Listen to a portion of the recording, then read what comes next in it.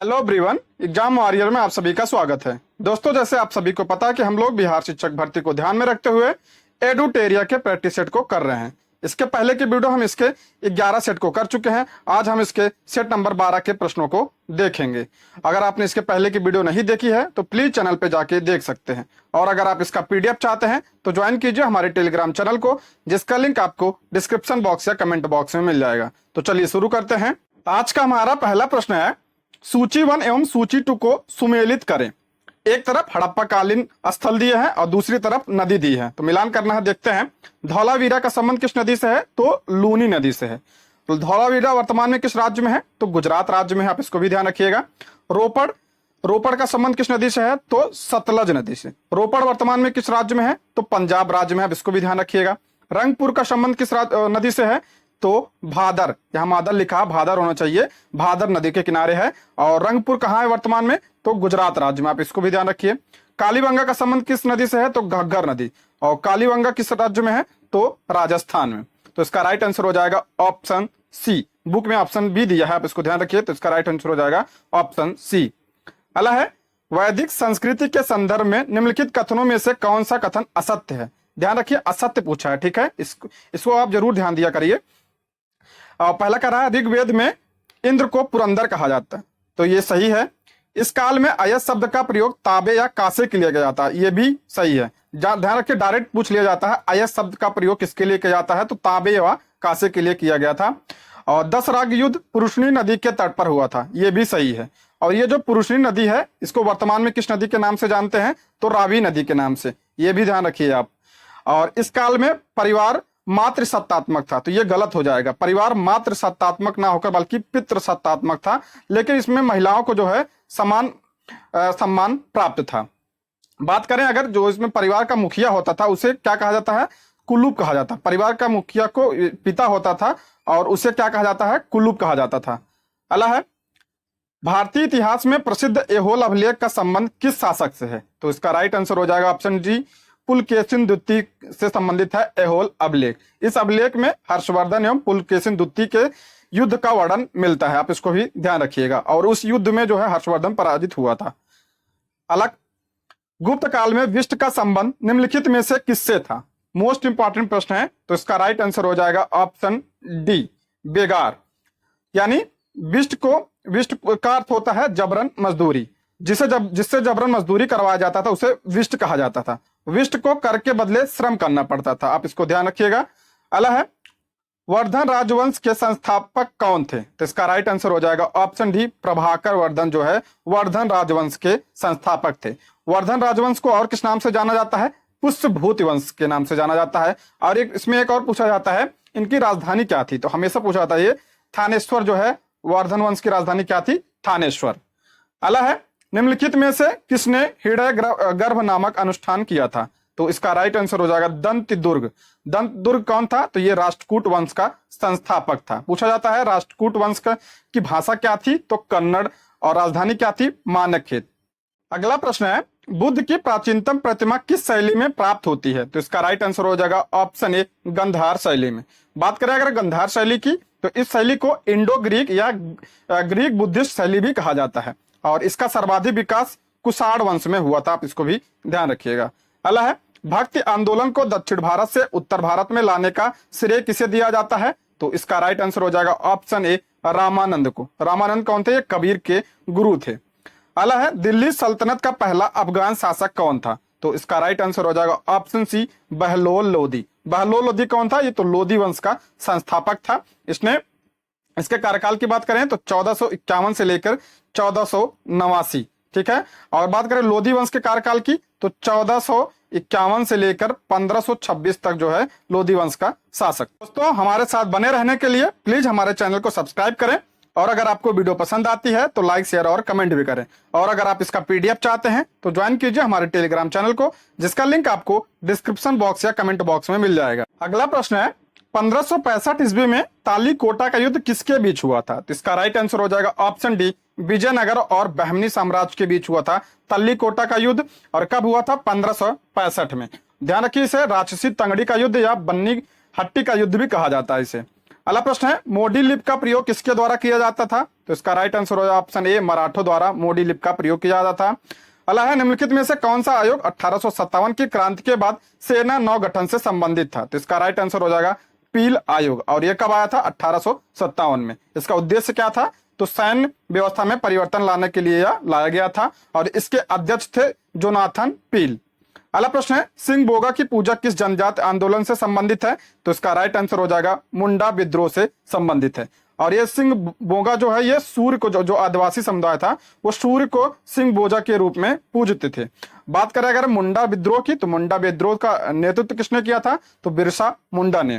अगला प्रश्न है, दिगंबर एवं विष्णु विश्वास ने किस आंदोलन का नेतृत्व किया था? तो इसका राइट आंसर हो जाएगा नील विद्रोह का। और नील विद्रोह कब हुआ था? 1859-60 में यह विद्रोह हुआ था। और इसका वर्णन दीन बंधु की एक नाटक था नील दर्पण, आप इसको ध्यान रखिए, किसका है ये? दीन बंधु की, उसमें इसका वर्णन मिलता है। अगला प्रश्न है, विधवाओं की पुनर्विवाह अधिनियम का आंदोलन किसने किया था? तो इसका राइट आंसर हो जाएगा ऑप्शन बी, ईश्वर चंद्र विद्यासागर। और बात करें विधवा पुनर्विवाह जो अधिनियम वो कब आया था? तो 1856 में पूछा जाता है ये। और किसके समय में? तो लॉर्ड कैनिंग के समय में यह एक्ट आया था। अगला प्रश्न है, इंडियन अनरेस्ट नामक पुस्तक की रचना किसके द्वारा की गई थी? यह कल भी आया था प्रश्न। तो इसका राइट आंसर हो जाएगा ऑप्शन सी, वेलेंटाइन चिरोल या चिरोल। ठीक है। और बात करें अगर वेलेंटाइन चिरोल को, तो ये बाल गंगाधर तिलक को भारतीय अशांति का दूत कहा था। इन्होंने बाल गंगाधर तिलक को भारतीय अशांति का दूत कहा था। अगला प्रश्न है, सुरेंद्र नाथ बनर्जी द्वारा भारत संघ का गठन कब किया गया था? तो इसका राइट आंसर हो जाएगा 1876 में। किसके द्वारा? सुरेंद्र नाथ बनर्जी के द्वारा भारत संघ, और इसी को इंडियन एसोसिएशन भी कहा जाता है। अगला प्रश्न है, भवानी मंदिर पुस्तक के लेखक निम्नलिखित में से कौन थे? तो इसका राइट आंसर हो जाएगा ऑप्शन बी, वरिंद्र कुमार घोष। अगला प्रश्न है, सॉन्ग ऑफ इंडिया पुस्तक के लेखक कौन है? Most important. तो इसका राइट आंसर हो जाएगा ऑप्शन सी, सरोजिनी नायडू। बात करें अगर सरोजिनी नायडू की, तो ये प्रथम भारतीय महिला थी जो कांग्रेस की अध्यक्ष बनी थी। कब? 1925 के कानपुर अधिवेशन में। आप इसको ध्यान रखिएगा, ये प्रथम भारतीय महिला थी। और ये प्रथम महिला राज्यपाल भी हैं, आप इसको ध्यान रखिए। प्रथम महिला राज्यपाल कौन है? तो सरोजिनी नायडू। कब किसकी बनी थी? उत्तर प्रदेश। अगला है, कांग्रेस के किस अधिवेशन में वंदे मातरम का गायन पहली बार हुआ था? तो इसका राइट आंसर हो जाएगा ऑप्शन ए, 1896 के कलकत्ता अधिवेशन में पहली बार वंदे मातरम का गायन किया गया था। और इसकी अध्यक्षता किसने की थी? तो रहमतुल्ला एम सयानी ने इसकी अध्यक्षता की थी। और ये कहाँ हुआ था? कलकत्ता में। अगला प्रश्न है, निम्नलिखित में से किसने बंगाल में द्वैत शासन प्रणाली को समाप्त किया? ये पिछले भी प्रैक्टिस सेट में आ चुका है। तो इसका राइट आंसर हो जाएगा ऑप्शन सी, वारेन हेस्टिंग ने द्वैत शासन प्रणाली को समाप्त किया था बंगाल से। ये कब समाप्त किया था? 1772 में। और लागू किसने किया था? तो लॉर्ड क्लाइव ने 1765 में से बंगाल में लागू किया था। अगला प्रश्न है, गांधी जी किस वर्ष दक्षिण अफ्रीका गए थे? तो इसका राइट आंसर हो जाएगा 1893 में। ये इतना इंपॉर्टेंट नहीं है जितना इंपॉर्टेंट है कि वापस कब आए थे। तो वापस आए थे 9 जनवरी 1915 को वापस आए थे। और इसी दिन 9 जनवरी को इसलिए जो है प्रवासी भारतीय दिवस मनाया जाता है। अगला है, कांग्रेस के किस अधिवेशन में कांग्रेस के सदस्यों को खादी वस्त्र पहनना अनिवार्य कर दिया गया था? तो इसका राइट आंसर हो जाएगा कांग्रेस के 1926 के अधिवेशन में। कहां पे हुआ था? तो गुवाहाटी में यह अधिवेशन हुआ था। इसकी अध्यक्षता किसने की थी? तो श्रीनिवासन अयंगर ने इसकी अध्यक्षता की थी। अगला प्रश्न है, डॉक्टर राजेंद्र प्रसाद ने किसे पाकिस्तान का जन्मदाता माना है? तो इसका राइट आंसर हो जाएगा लॉर्ड मिंटो द्वितीय को डॉक्टर राजेंद्र प्रसाद ने पाकिस्तान का जन्मदाता माना है। इसके कार्यकाल की बात करें तो 1905 से लेकर 1910 तक ये भारत का वायसराय था। और इसी के समय में 1906 में मुस्लिम लीग की स्थापना भी हुई थी। आप इसको भी ध्यान रखिएगा। अगला प्रश्न है, शहीद भगत सिंह का स्मारक कहाँ स्थित है? तो इसका राइट आंसर हो जाएगा फिरोजपुर। वर्तमान में कहाँ है? तो पाकिस्तान में है। यहाँ इनका स्मारक स्थित है। और बात करें भगत सिंह की फांसी कब दी गई थी? तो भगत सिंह को 23 मार्च 1931 को फांसी दी गई थी। आप इसको भी ध्यान रखिएगा। अगला प्रश्न है, किस महिला क्रांतिकारी ने दीक्षांत समारोह में अपनी उपाधि ग्रहण करते समय अंग्रेज गवर्नर पर गोली चलाई थी? तो इसका राइट आंसर हो जाएगा ऑप्शन बी, बीना दास। और बीना दास 1932 में कलकत्ता विश्वविद्यालय के दीक्षांत समारोह में कुलपति सर स्टैनली जैक्सन पर गोली चलाई थी, जो बच गए थे। अगला प्रश्न है, धर्षणा नामक गोदाम पर घटित घटना का लोमहर्ष विवरण किस विदेशी पत्रकार ने प्रस्तुत किया था? तो इसका राइट आंसर हो जाएगा ऑप्शन सी, बेब मिलर ने। और ये दो धर्षणा ये घटना थी, ये कब हुई थी? तो 1930 में हुई थी, और इसका नेतृत्व किसने किया था? तो सरोजनी नायडू ने किया था। अगला प्रश्न है, निम्न में से कौन सुभाष चंद्र बोस के राजनीतिक गुरु थे? तो इसका राइट आंसर हो जाएगा ऑप्शन सी, चित्तरंजन दास। ध्यान रखिए, सुभाष चंद्र बोस जो है पहले गांधी से प्रभावित थे, लेकिन बाद में चित्तरंजन दास को अपना राजनीतिक गुरु मान लिए थे। और महात्मा गांधी के राजनीतिक गुरु कौन थे? गोपाल कृष्ण गोखले। अगला प्रश्न है, वर्ष 1912 में कांग्रेस का 27वां अधिवेशन बांकीपुर पटना में आयोजित किया गया, इसके अध्यक्ष थे? तो इसका राइट आंसर हो जाएगा ऑप्शन डी, रंगनाथ सिंह माधोलकर। ध्यान रखिए, बिहार में कांग्रेस का पहला अधिवेशन था, कहां पे? बांकीपुर में, और ये कांग्रेस का 27वां अधिवेशन था और 1912 में ये पूछा जाता है, ध्यान रखिए इसको। अगला प्रश्न है, अशोक के किस शिलालेख में पशुबल की निंदा की गई थी? तो इसका राइट आंसर हो जाएगा, अशोक के पहले शिलालेख में पशुबल की निंदा की गई थी। और किस अभिलेख में जो है कलिंग विजय का वर्णन मिलता है? 13वें अभिलेख में। ये मोस्ट इंपॉर्टेंट है, आपको ध्यान रखिएगा। अगला प्रश्न है, पहली कक्षा में डैश भी लिखने के अंतर्गत आता है? तो इसका राइट आंसर हो जाएगा ऑप्शन ए, चित्र बनाना जो होता है वो पहली कक्षा में लिखने के अंतर्गत आता है। अगला प्रश्न है, आकलन की प्रक्रिया में केवल बच्चों की क्षमताओं का आकलन नहीं होता, बल्कि शिक्षण प्रक्रिया का भी आकलन होता है। यह विचार निराधार है, अंशतः सही है, पूर्णतः सही है? तो इसका राइट आंसर हो जाएगा ऑप्शन सी, पूर्णतः सही है। किताब में ऑप्शन बी दिया है, लेकिन इसका राइट आंसर हो जाएगा ऑप्शन सी। अगला प्रश्न है, बहुभाषिकता हमारी पहचान भी है और हमारी डैश व डैश का अभिन्न अंग है? तो इसका राइट आंसर हो जाएगा ऑप्शन सी, सभ्यता संस्कृत। बहुभाषिकता हमारी पहचान भी है और हमारी सभ्यता और वह संस्कृत का अभिन्न अंग भी है। अगला प्रश्न है, वाई के अलग समिति का संबंध किससे है? तो इसका राइट आंसर हो जाएगा ऑप्शन सी, गरीबी से संबंधित है वाई के अलग समिति। और गरीबी से संबंधित कुछ और समिति की बात करें तो लकड़वाला समिति, तेंदुलकर समिति भी गरीबी से संबंधित है। अगला प्रश्न है, सीमा सुरक्षा बल की स्थापना किस वर्ष की गई थी? यानी बीएसएफ की स्थापना कब की गई थी? तो इसका राइट आंसर हो जाएगा ऑप्शन सी, 1965 में। 1 दिसंबर 1965 की इसकी स्थापना की गई थी, और इसका हेडक्वार्टर कहाँ है? तो न्यू दिल्ली में इसका हेडक्वार्टर है। अगला प्रश्न है, भारतीय दलहन शोध संस्थान कहाँ स्थित है? तो इसका राइट आंसर हो जाएगा ऑप्शन सी, कानपुर में भारतीय दलहन शोध संस्थान स्थित है। और ध्यान रखिए, कानपुर में ही चीनी तकनीकी संस्थान भी स्थित है। अगला प्रश्न है, किस वर्ष राष्ट्रीय नियोजन समिति का गठन किया गया था? तो इसका राइट आंसर हो जाएगा 1938 में राष्ट्रीय नियोजन समिति का गठन किया गया था, और इसके प्रमुख कौन बने थे? तो जवाहरलाल नेहरू। अगला प्रश्न है, दुर्गापुर इस्पात कारखाना की स्थापना किस पंचवर्षीय योजना के दौरान? ये कई बार सेट में आ चुका है, तो इसका राइट आंसर हो जाएगा ऑप्शन किस में की गई थी? तो इसका राइट आंसर हो जाएगा ऑप्शन बी, दूसरी पंचवर्षीय योजना में। और दूसरी पंचवर्षीय योजना किस मॉडल पे थी? महालनोबिस मॉडल पे थी। या दुर्गापुर, ये अब इसको ध्यान रखिए, दुर्गापुर कहाँ पे है? तो पश्चिम बंगाल में है। और ये किसकी सहायता से बना था? तो ब्रिटेन की सहायता से, ये भी पूछा जाता है, आप ध्यान रखिएगा। और दूसरी पंचवर्षीय योजना में भी ही भिलाई राउरकेला का भी स्थापना हुआ था। भिलाई कहाँ है? तो छत्तीसगढ़ में। और भिलाई किसकी सहायता से? तो रूस की सहायता से। और राउरकेला कहाँ? तो उड़ीसा में। किसकी सहायता? तो जर्मनी की सहायता से। आप इसको भी ध्यान रखिएगा।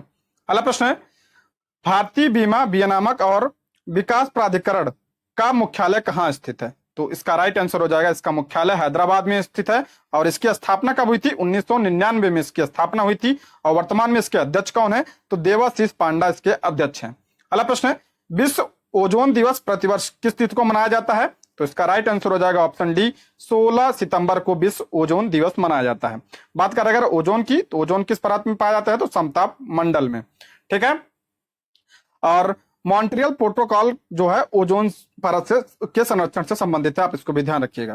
अगला प्रश्न है, भारत के निर्वाचन आयोग ने निम्नलिखित में से किसे बिहार के लिए अपना स्टेट आइकन नियुक्त किया है? तो इसका राइट आंसर हो जाएगा मैथिली ठाकुर की। बात करेगा निर्वाचन आयोग की, तो वर्तमान में मुख्य निर्वाचन आयुक्त कौन है? तो राजीव कुमार। और निर्वाचन आयोग की स्थापना कब हुई थी? 25 जनवरी 1950 की इसकी स्थापना हुई थी, इसलिए 25 जनवरी को मतदाता दिवस भी मनाया जाता है। अगला प्रश्न है, केंद्रीय मंत्री पुरुषोत्तम रूपाला ने किस राज्य में जानवरों के लिए भारत की पहली इन विट्रो फर्टिलाइजेशन यानी IVF मोबाइल यूनिट का उद्घाटन किया है? तो इसका राइट आंसर हो जाएगा ऑप्शन सी, गुजरात में। पुरुषोत्तम रूपाला कौन से मंत्री हैं? तो मत्स्य पालन, पशुपालन और डेयरी मंत्री हैं पुरुषोत्तम रूपाला जी। अगला प्रश्न है, 26वें राष्ट्रीय युवा महोत्सव 2023 का आयोजन कहाँ किया गया? तो इसका राइट आंसर हो जाएगा ऑप्शन डी, इनमें से कहीं नहीं। तो इसका आयोजन कर्नाटक में किया गया था, लेकिन कर्नाटक में कहाँ पे? हुबली धारवाड़ में, मैसूर में नहीं, हुबली धारवाड़ में इसका आयोजन किया गया था 12 से 16 जनवरी के बीच में। और इसकी थीम क्या थी? विकसित युवा विकसित भारत। अगला प्रश्न है, हाल ही में जोशीमठ क्षेत्र में भूदशा और विभिन्न भवनों में दरारों का पता चलने के कारण इसे आपदा प्रवण क्षेत्र घोषित किया गया। यह किस राज्य में या केंद्र शासित प्रदेश में स्थित है? बेसिकली पूछा गया जोशीमठ किस राज्य में है, तो इसका राइट आंसर हो जाएगा उत्तराखंड राज्य में है। ध्यान रखिए, उत्तराखंड के चमोली जिले में है ये जोशीमठ। अगला प्रश्न है, लद्दाख के सुदूर इलाकों में बच्चों की मदद करने के उद्देश्य से निम्नलिखित में से किसके द्वारा ऑपरेशन सद्भावना की शुरुआत की गई थी? तो इसका राइट आंसर हो जाएगा ऑपरेशन सद्भावना की शुरुआत किसके द्वारा की गई? तो भारतीय सेना के द्वारा। अगला प्रश्न है, पौधे का कौन सा भाग फूल बनने का उद्दीपन ग्रहण करता है? तो इसका राइट आंसर हो जाएगा ऑप्शन बी, पर्ण जो होता है ये पौधे का भाग है, ये फूल बनने का उद्दीपन ग्रहण करता है। अगला प्रश्न है, यकृत एवं मांसपेशियों में ऊर्जा जमा होती है। यकृत और मांसपेशियों में ऊर्जा कहाँ जमा होती है? तो ग्लाइकोजन के रूप में जमा होती है। ध्यान रखिए, ग्लाइकोजन के रूप में यह ऊर्जा जो है जमा होती है। अगला प्रश्न है, मेंडल के आनुवंशिकता का सिद्धांत किस पर आधारित है? तो इसका राइट आंसर हो जाएगा ऑप्शन सी, लैंगिक जनन। और मेंडल ने ये जो आनुवंशिकता का जो प्रयोग किया था किस पे किया था? तो मटर पे किया था, आप इसको भी ध्यान रखिएगा। अगला प्रश्न है, लौंग एक मसाला पौधों के किस भाग से प्राप्त होता है? लौंग जो होता है किससे प्राप्त होता है? फूल की कली से प्राप्त होता है। अगला प्रश्न है, निम्नलिखित में से कौन सा तत्व सभी कार्बनिक यौगिक में मिलता है? तो इसका राइट आंसर, कार्बनिक यौगिक की बात करें तो क्या मिलता है इसमें? Option A, carbon. अगला प्रश्न है, निम्नलिखित में से कौन सा हार्मोन अग्नाशय द्वारा स्रावित होता है यानी उत्पन्न होता है? तो इसका राइट आंसर हो जाएगा ऑप्शन बी, इंसुलिन का जो है श्रावण कहां से होता है? अग्नाशय से। और इंसुलिन जो है ये ब्लड शुगर को कंट्रोल भी करता है, आप इसको ध्यान रखिएगा। अगला प्रश्न है, पार्किंसन रोग से संबंधित उपचार के विकास के लिए निम्न में से किसे नोबेल पुरस्कार दिया गया था? तो इसका राइट आंसर हो जाएगा ऑप्शन ए, अरविंद कार्लसन को जो है पूरा नोबेल पुरस्कार प्रदान किया गया था। अगला प्रश्न है, संवहनी पौधों में पानी नीचे से ऊपर किसके माध्यम से जाता है? तो इसका राइट आंसर हो जाएगा जाइलम, जा से जल, आप इसको ध्यान रखिएगा, जाइलम से जो है ऊपर जाता है। अगर बात करें खनिज लवण यानी भोजन तो फ्लोएम हो जाएगा। अगला प्रश्न है, रंध्रों के खुलने और बंद होने के नियमन में कौन सा हार्मोन शामिल होता है? तो इसका राइट आंसर हो जाएगा ऑप्शन ए, सब्सिड एसिड, और ये पादप हार्मोन है, इसको ध्यान रखिएगा। अगला प्रश्न है, निम्न में से किस राशि का मात्रक नहीं है? तो इसका राइट आंसर हो जाए विकृति का जो है मात्रक नहीं है, और ये जो है बीमाहीन राशि है। अगला प्रश्न है, निम्नलिखित में से कौन सा पदार्थ विरूपण के प्रतिरोध का माप करता है? तो इसका राइट आंसर हो जाएगा तन्य शक्ति भी होता है, कठोरता भी, प्रत्यास्था भी। तो इसका राइट आंसर हो जाएगा 1 से अधिक। अगला प्रश्न है, एक पिंड का वजन होता है? तो इसका राइट आंसर हो जाएगा ऑप्शन सी, ध्रुवों पर जो है अधिकतम वजन होता है। अगर आप बात करें न्यूनतम कहां पे होता है? तो भूमध्य रेखा पर। अगला प्रश्न है, निम्नलिखित में से कौन सा थर्मल विस्तार का उदाहरण है? तो देखते हैं क्या थर्मल विस्तार यानी ताप विस्तार का उदाहरण है। हवा से भरे जाने पर एक गुब्बारा फैलता है, सही है, ताप का विस्तार होता है। एक धातु की छड़ गर्म होने पर फैलती है, ये भी सही है, यानी एक सिरे को गर्म करते हैं दूसरा भी सिरा गर्म हो जाता है। अगला प्रश्न, गर्म होने पर एक तरफ उबलता है, सही है, ये भी सही है। तो इसका राइट आंसर हो जाएगा ऑप्शन डी, 1 से अधिक। अगला प्रश्न है, लेंस की क्षमता मापी जाती है? मोस्ट इंपॉर्टेंट प्रश्न, इसका राइट आंसर हो जाएगा ऑप्शन डी, डायोप्टर से नापी जाती है लेंस की क्षमता। अगला प्रश्न है, ध्वनि तरंग की मौलिक आवृत्ति होती है? तो इसका राइट आंसर हो जाएगा ऑप्शन बी, लहर की सबसे कम आवृत्ति घटक। अगला है, फोटोवोल्टिक सेल का मुख्य लाभ क्या है? तो इसका राइट आंसर हो जाएगा, यह सूर्य के प्रकाश को बिजली में परिवर्तित करने में बहुत कुशल होता है। फोटोवोल्टिक जो होता है ये अर्धचालक होता है, और ये बेसिकली सौर ऊर्जा वगैरह में प्रयोग किया जाता है। अगला प्रश्न है, साबुन और ग्रीस, यहां देखो ग्रीस होना चाहिए, साबुन और ग्रीस को निम्न में से किस विधि द्वारा हटाया जा सकता है? तो इसका राइट आंसर हो जाएगा ऑप्शन सी, पायसीकरण द्वारा। अगला प्रश्न है, निम्नलिखित कथनों में से कौन सा कथन गलत है? यानी किसी में गलत पूछा है, तो इसका राइट आंसर हो जाएगा ऑप्शन बी, सभी तत्व के परमाणुओं में न्यूट्रॉनों की संख्या हमेशा समान होती है, समान नहीं होती है। अगला प्रश्न है, पुलिस द्वारा नशे में गाड़ी चलाने वाले सांस की जांच के लिए फिल्टर पेपर पर क्या होता है? तो इसका राइट आंसर हो जाएगा ऑप्शन ए, पोटेशियम डाइक्रोमेट और सल्फ्यूरिक अम्ल होता है। अगला प्रश्न है, पदार्थ के मूल कण को क्या कहा जाता है? तो इसका राइट आंसर हो जाएगा पदार्थ के मूल कण को परमाणु कहा जाता है। अगला प्रश्न है, पृथ्वी पर पाए जाने वाले क्षारीय तत्व धातु निम्नलिखित में कौन है? तो इसका राइट आंसर हो जाएगा 1 से अधिक। कैल्शियम भी है, रेडियम भी है, मैग्नीशियम और बेरिलियम भी है। तो इसका राइट आंसर हो जाएगा 1 से अधिक। अगला प्रश्न है, पेट्रोल तथा डीजल के अधूरे जलने से उत्पन्न होती है। तो इसका राइट आंसर हो जाएगा ऑप्शन डी, कार्बन मोनोऑक्साइड। यह जहरीली गैस है, तो यह उत्पन्न होती है। अगला प्रश्न है, एक घोल का पीएच 3 से 6 बदलता है, इसमें H+ आयन की सांद्रता की स्थिति होगी। तो इसका राइट आंसर हो जाएगा ऑप्शन डी, 1000 गुना कम हो जाएगी। अगला प्रश्न है, कैल्शियम की खोज निम्न में से किस वैज्ञानिक द्वारा किया गया था? तो देख लेते हैं, इसका राइट आंसर ऑप्शन डी, उपयुक्त में से कोई नहीं। कैल्शियम की खोज किसने की थी? तो हैम्फ्री डेवी ने कैल्शियम की खोज की थी 1808 ईस्वी में। अगला प्रश्न है, ग्रीन हाउस गैस का घटक होता है। तो इसका राइट आंसर हो जाएगा ऑप्शन डी, उपयुक्त सभी। Green house gas carbon dioxide, nitrous oxide, methane और जलवाष्प भी होता है। अगला प्रश्न है, जिस संविधान सभा द्वारा भारत के संविधान का अधिनियम किया गया, उसका सदस्य निम्न में से कौन थे? तो इसका राइट आंसर हो जाएगा ऑप्शन डी, विभिन्न प्रांतों की विधानसभा द्वारा निर्वाचित सदस्य। जो ये संविधान सभा था, इसमें कितने सदस्य थे? तो 389 सदस्य थे। 296 जो है ये कहां से आए थे? प्रांतों से। और 93 जो है ये कहां से आए थे? देसी रियासतों से। अगला प्रश्न है, निम्नलिखित में से किस देश का अलिखित संविधान है? तो इसका राइट आंसर हो जाएगा ऑप्शन बी, ब्रिटेन का संविधान जो है अलिखित है। अगर पूछा जाए पहला लिखित संविधान किसका है, तो यूएसए यानी अमेरिका का। और सबसे बड़ा लिखित संविधान किसका है? तो भारत का। सबसे बड़ा जो है लिखित संविधान किसका है? तो भारत का है। अगला प्रश्न है, भारतीय संविधान के प्रस्तावना में किस प्रकार के न्याय की बात नहीं कही गई है? यानी किसमें वो नहीं पूछा है। तो इसका राइट आंसर हो जाएगा ऑप्शन ए, लोकतांत्रिक। सामाजिक की बात की गई है, आर्थिक की बात की गई है और राजनीतिक की बात की है। 3 न्याय की बात की गई है। अगला प्रश्न है, भारत में किस प्रकार का संघवाद देखा जाता है? तो इसका राइट आंसर हो जाएगा ऑप्शन बी, संघ बनाकर राज्यों का गठन करना। अगला प्रश्न है, निम्नलिखित में से कौन निजी स्वतंत्रता का एक आधार है? तो इसका राइट आंसर हो जाएगा ऑप्शन बी, बंदी प्रत्यक्षीकरण। और बंदी प्रत्यक्षीकरण क्या है? तो ये जो सुप्रीम कोर्ट जो है रिट जारी करती है, ये रिट कितने प्रकार की होती है? 5 प्रकार की होती है। इसे जारी कौन करता है? इसे सुप्रीम कोर्ट भी जारी करता है, हाई कोर्ट भी जारी करता है। और जो सुप्रीम कोर्ट जारी करता है किस आर्टिकल के तहत? आर्टिकल 32 के तहत। और जो हाई कोर्ट जारी करता है किस आर्टिकल के तहत? आर्टिकल 226 के तहत। अगला प्रश्न है, भारतीय संविधान में आपात उपबंध डैश से लिए गए हैं। तो कहां से लिए गए हैं आपात उपबंध? इसका right answer option B, Bharat सरकार अधिनियम 1935 से लिया गया है आपात उपबंध। बात करें अगर आपात उपबंध संविधान के किस आर्टिकल में है, तो आर्टिकल 352 से लेकर आर्टिकल 360 तक इसका उल्लेख है। ठीक है। और ब्रिटेन से क्या लिया गया है? तो संसदीय शासन प्रणाली जो है ब्रिटेन से लिया गया है, और वहां से एकल नागरिकता भी ली गई है। आयरिश संविधान की बात करें तो यहाँ से राज्य के निःशक्तत्व तो लिए गए हैं। जापानी संविधान से क्या लिया गया है? तो विधि द्वारा स्थापित प्रक्रिया लिया गया है यहाँ से। अगला प्रश्न है, भारतीय संविधान के प्रस्तावना में निम्नलिखित में से किस अभिव्यक्ति का प्रयोग नहीं किया गया है? तो इसका राइट आंसर हो जाएगा ऑप्शन सी, संघी।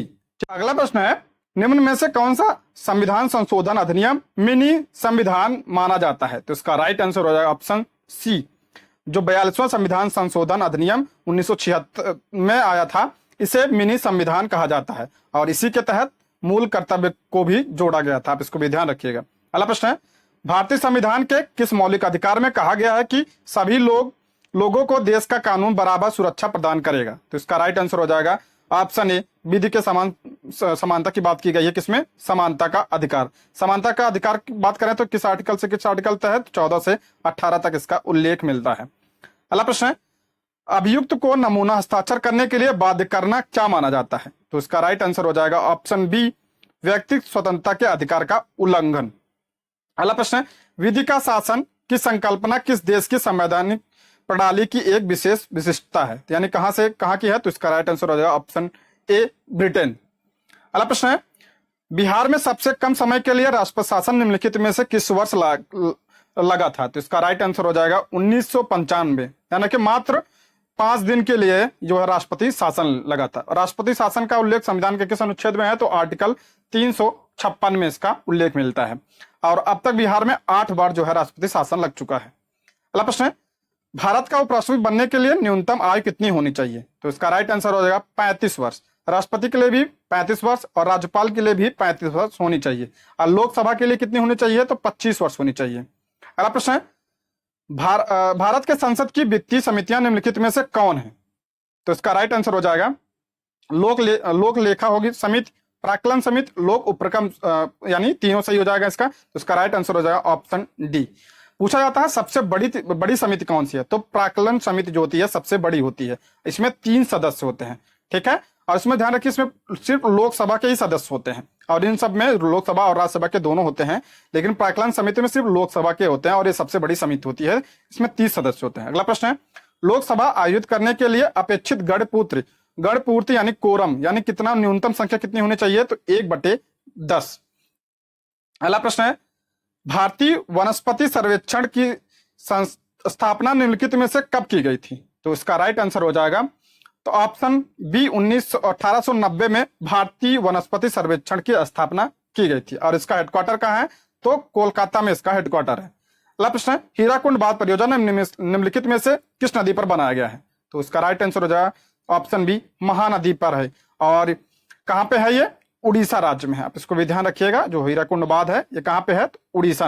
अगला प्रश्न है, उकाई परियोजना निम्नलिखित में से किस नदी पर बनाई गई है, तो इसका राइट आंसर हो जाएगा ऑप्शन बी ताप्ती नदी पर है। और ये उकाई परियोजना कहां पे है, तो गुजरात राज्य में है। आप इसको ध्यान रखिएगा, किस राज्य में, तो गुजरात राज्य में है।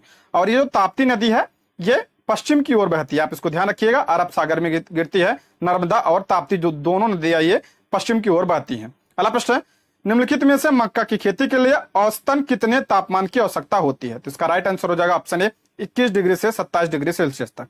अगला प्रश्न है, उष्ण कटिबंधीय घास के मैदान निम्नलिखित में से किस क्षेत्रों में पाई जाती है, तो इसका राइट आंसर हो जाएगा ऑप्शन डी उपयुक्त में से एक से अधिक। यह कर्नाटक में भी पाई जाती है, आंध्र प्रदेश और छत्तीसगढ़ में भी पाई जाती है। अगला प्रश्न है, पीट मृदा से के संबंधित कथनों पर विचार करें, तो पहला कह रहा है यह उन क्षेत्रों में पाया जाता है जहां पानी की मात्रा अधिक होती है, ये सही है। केरल में यह मृदा पाई जाती है, ये भी सही है। यह मिट्टी गेहूं की खेती के लिए उपयोगी मानी जाती है, तो गलत है, गेहूं के लिए नहीं मानी जाती है, तो चावल के लिए यह उपयोगी मानी जाती है। तो इसका राइट आंसर हो जाएगा ऑप्शन बी 1 और 2 दोनों।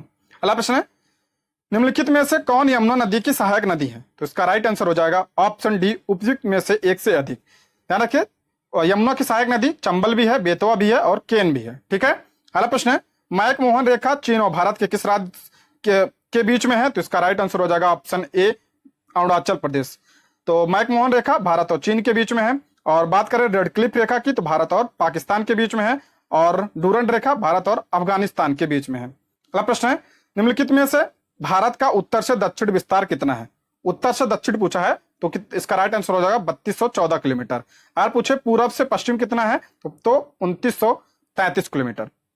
अगला प्रश्न है, क्षारीय मृदा का पीएच निम्नलिखित में से कौन सा होता है।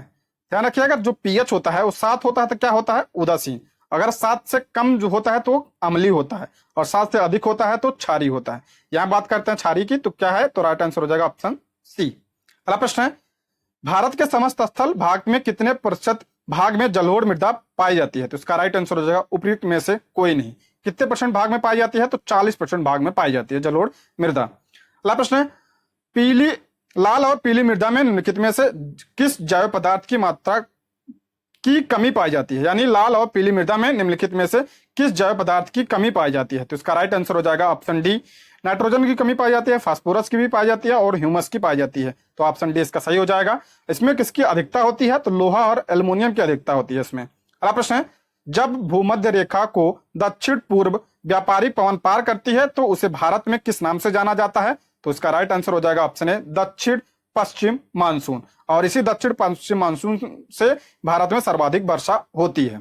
अगला प्रश्न है, भारतीय जलवायु के संबंध में कौन सा कथन सही है, तो पहला कह रहा है भारत का दक्षिण भाग शीतोष्ण कटिबंधीय है, गलत है। भारत का उत्तरी भाग उष्ण कटिबंधीय है, यह भी गलत है। जनवरी माह के दौरान भारत में जेट स्ट्रीम की स्थिति देखी जाती है, तो यह सही हो जाएगा। तो ऑप्शन इसका सी सही हो जाएगा। अगला प्रश्न कह रहा है, रबी की फसल के उत्पादन से संबंधित दिए गए कथनों पर विचार करें। पहला कह रहा है, गेहूं के उत्पादन के लिए वार्षिक वर्षा लगभग 50 से 75 सेंटीमीटर की जरूरत होती है, तो सही हो जाएगा। गेहूं की बुआई करते वक्त 10 डिग्री सेल्सियस तक, कटाई करते वक्त 20 डिग्री सेल्सियस से 25 डिग्री तापमान की आवश्यकता होती है, ये भी सही है। हरित क्रांति के पश्चात गेहूं के उत्पादन में तथा उत्पादकता में वृद्धि दर्ज की है, तो ये भी सही है। कल्याण, सोना, हंसा, अर्जुन आदि गेहूं की प्रमुख किस्में हैं, तो गलत हो जाएगा। ये जो हंसा है ये हंसा जो है चावल की किस्म है, आप इसको ध्यान रखिए, हंसा चावल की किस्म है। तो इसका राइट आंसर हो जाएगा, क्या हो जाएगा, 1, 2 और 3, ऑप्शन बी इसका राइट आंसर हो जाएगा। दोस्तों ये रहे आज के प्रश्न। Thank you for watching.